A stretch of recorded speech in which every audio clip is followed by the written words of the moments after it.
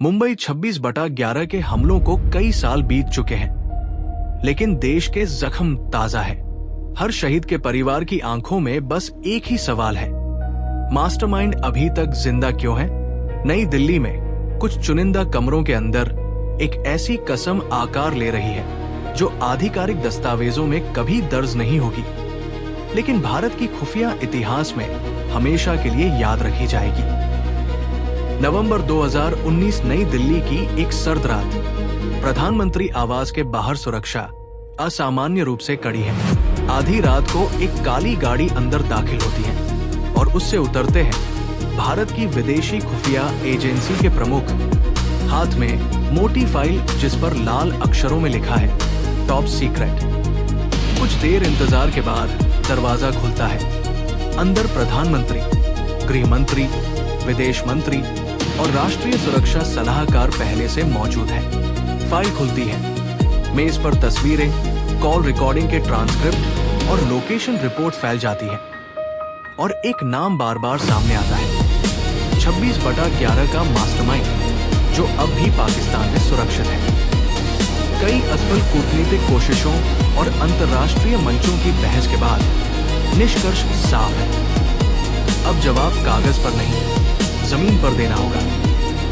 Intelligence report साफ बताती है कि लक्ष्य लाहौर के एक पॉश इलाके जौहर टाउन में रहता है। उसका घर किसी किले से कम नहीं। ऊंची दीवारें, 24 घंटे पुलिस, सीसीटीवी, सीमित आवाजाही और अंदर बाहर आने वाले हर शख्स का रिकॉर्ड। सीधा हमला मतलब अंतर्राष्ट्रीय संकट, युद्ध जैसा माहौल और कूटनीतिक तूफान। इसलिए फैसला होता है, अगर दरवाजे से नहीं पहुंचा जा सकता तो रास्ता दीवार के भीतर से बनाया जाएगा।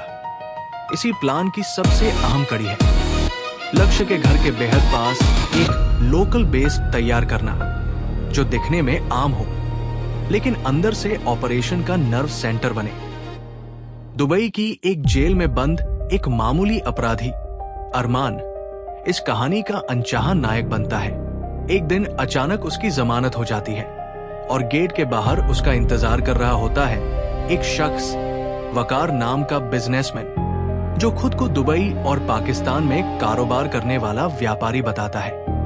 अरमान कर्ज में डूबा, परिवार से दूर और जिंदगी से हार चुका होता है। वकार उसे पार्टनरशिप का ऑफर देता है और कुछ ही दिनों में उसके हाथ में 50 लाख पाकिस्तानी रुपए थमा देता है। इतनी रकम जो उसकी दुनिया बदल सकती है।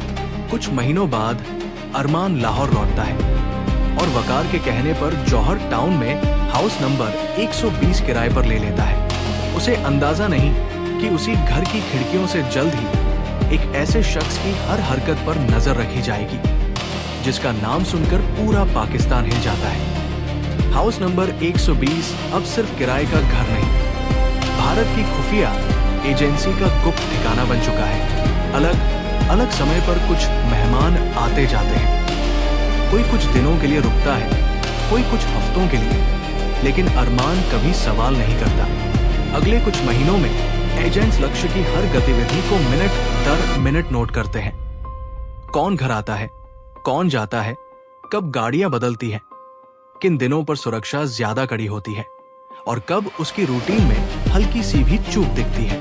दिल्ली में बैठे टॉप ऑफिसर्स के पास हर अपडेट पहुंचता रहता है और धीरे धीरे ऑपरेशन अपने आखिरी चरण के करीब पहुंचने लगता है। कुछ समय बाद दुबई में वकार और अरमान की एक गुप्त मुलाकात होती है। कॉफी टेबल पर बैठे हल्की हंसी मजाक के बीच अचानक वकार का चेहरा गंभीर हो जाता है। वो पूछता है, तुम्हें नहीं लगता जो लोग बेगुनाहों को मारकर खुद को हीरो समझते हैं, उन्हें कोई तो रोकना चाहिए? अरमान लापरवाही से कहता है, वो हमारे दुश्मनों को मारते हैं, हमें क्या फर्क?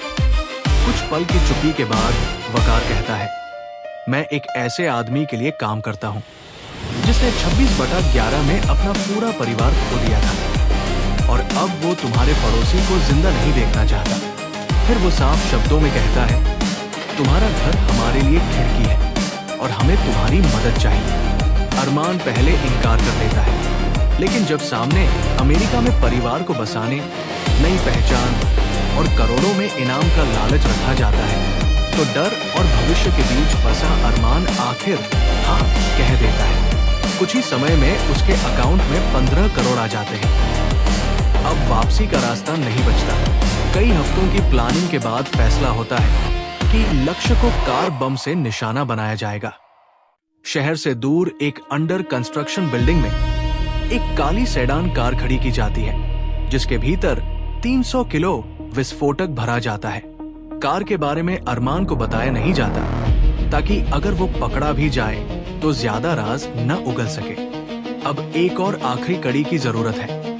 ऐसा ड्राइवर जो जानता हो कि वो लौट कर नहीं आएगा, फिर भी स्टीयरिंग पकड़ने को तैयार हो। अफगानिस्तान के एक गरीब युवक को चुपचाप पाकिस्तान लाया जाता है, जो बस इतना जानता है कि उसके मरने के बाद उसके परिवार को ऐसा मुआवजा मिलेगा जो उनकी कई पीढ़ियों की किस्मत बदल देगा। जब सब कुछ लगभग तैयार है, किस्मत अचानक अपना पत्ता खेलती है। वकार भारत में त्योहार के दौरान अपने परिवार से मिलने आता है और वापसी के दिन अचानक रास्ते में गिर पड़ता है। तेज बुखार, रिपोर्ट पॉजिटिव, और कुछ ही दिनों में वो अस्पताल की आईसीयू में जिंदगी और मौत के बीच झूलते झूलते हमेशा के लिए खामोश हो जाता है। हेडक्वार्टर में ये खबर सुनकर सन्नाटा छा जाता है। वकार सिर्फ एक एजेंट नहीं, अरमान से सीधा संपर्क था, ऑपरेशन की सबसे अहम कड़ी था। उधर अरमान के दिल में शुरू से जो शक था, वो अब यकीन में बदल चुका है। उसे एहसास हो चुका है कि वो एक ऐसे खेल में फंस चुका है जहां हार किसी एक की नहीं, पूरे शहर की हो सकती है। एक दिन अपनी साप्ताहिक फैमिली विजिट की जगह उसकी गाड़ी सीधे एक हाई रैंकिंग पाकिस्तानी अधिकारी के घर के बाहर होती है। कमरे का दरवाजा बंद होते ही महीनों से चल रही एक गुप्त भारतीय योजना की परतें धीरे धीरे पाकिस्तान की एजेंसियों के सामने खुलने लगती है। जैसे ही इनपुट वापस भारत पहुंचता है, हालात पल भर में बदल जाते हैं। बिना देर किए आदेश आता है, जौहर टाउन वाला ठिकाना तुरंत खाली करो। कुछ ही घंटों में वो घर, जो महीनों से हिंदुस्तान की आंख और कान बना हुआ था, सूना हो जाता है। इधर पाकिस्तानी एजेंसियां इलाके की खाक छानती हैं, लेकिन उन्हें सिर्फ खाली कमरे, बिखरे कागज और कुछ अधूरे निशान ही मिलते हैं। अब सबसे बड़ा सवाल सामने है, इतने रिस्क, इतने संसाधन और इतने महीनों की मेहनत के बाद क्या ऑपरेशन यही रोका जाए या अधूरे सेटअप के साथ भी आगे बढ़ाया जाए? दिल्ली में एक और अहम मीटिंग होती है, जहां जोखिमों का आकलन किया जाता है और अंत में फैसला होता है, ऑपरेशन बदला जाएगा, रोका नहीं जाएगा। जून 2021 की एक सुबह लाहौर शहर में सब कुछ सामान्य दिखता है, लेकिन जौहर टाउन के आसमान पर अदृश्य बादल मंडरा रहे हैं। निर्माणाधीन इमारत से एक काली कार निकलती है। उसके स्टीयरिंग पर बैठा अफगान युवक जानता है कि ये उसकी आखिरी ड्राइव है। कार तेज रफ्तार से लक्ष्य की ओर बढ़ती है। चेक पोस्ट नजदीक आता है। पुलिसकर्मी हाथ उठाकर कार को रोकने का इशारा करते हैं। अगले ही पल कार बैरिकेड से टकराती है और एक ऐसा धमाका होता है जिसकी आवाज पूरे इलाके को हिला देती है। धुएं और आग के गुबार के बीच लक्ष्य के घर का बड़ा हिस्सा, गेट और सामने का ढांचा तहस नहस हो जाता है। अंदर बैठा आदमी, जो सालों से दूसरों के घरों में मौत भेजता रहा, पहली बार खुद मौत की आहट इतनी करीब से महसूस करता है और डर के मारे फर्नीचर के नीचे छिप जाता है। वो बच जाता है और यही इस कहानी की सबसे बड़ी विडंबना है। कागजों पर यह ऑपरेशन अधूरा है क्योंकि लक्ष्य जिंदा है, लेकिन वास्तविकता में इस एक धमाके ने पाकिस्तान की सरहदों के अंदर बैठे उन तमाम लोगों को साफ संदेश दे दिया है जो अब तक सीमाओं को अपनी सुरक्षा समझते थे। संदेश सरल लेकिन भारी है। ये नया भारत है जो सिर्फ चेतावनी नहीं देता, बल्कि जरूरत पड़ने पर दुश्मन के घर तक भी पहुंच सकता है। और शायद यही इस कहानी की असली जीत है। डर पहली बार वहां महसूस हुआ जहां अब तक सिर्फ दहशत भेजने के फैसले लिए जाते थे।